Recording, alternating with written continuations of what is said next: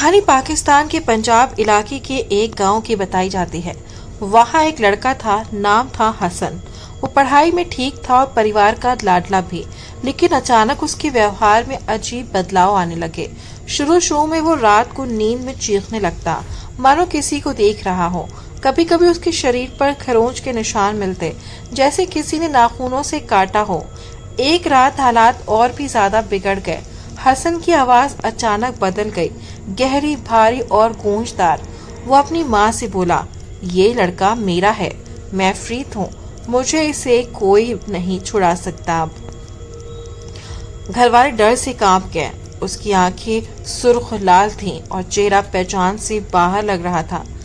گاؤں کے لوگ سمجھ گئے کہ عام جن نہیں ہے، بلکہ یہ فرید ہے، سب سے خونخوار اور طاقتور جن۔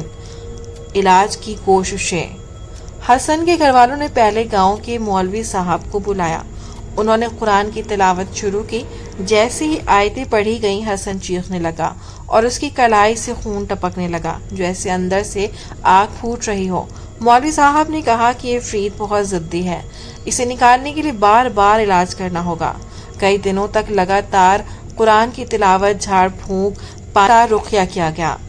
ہر بار جب تلاوت ہوتی، حسن بری طرح سے تڑپتا، اس کی ہنسی ڈراونی ہو جاتی، عجیب سی جلنے کی گند پھیل جاتی۔ کئی لوگ کہتے ہیں کہ انہوں نے کمرے میں دھوئیں جیسا سایہ چلتے دیکھا۔ لگ بھگ 21 دن لگاتار علاج کے بعد ایک رات مولوی صاحب نے پوری طاقت سے قرآن کی سوریں پڑھی۔ اچانک حسن زور سے چیخا، پورا گھر ہل گیا اور کھڑکی کا شیشہ ٹوٹ گیا۔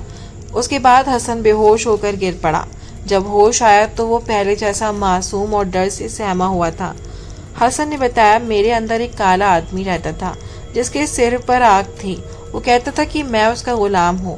جب قرآن کی آواز آتی تھی تو مجھے جلاتا تھا، لیکن آج بھی وہ چلاتا ہوا دھوئیں میں اڑ گیا۔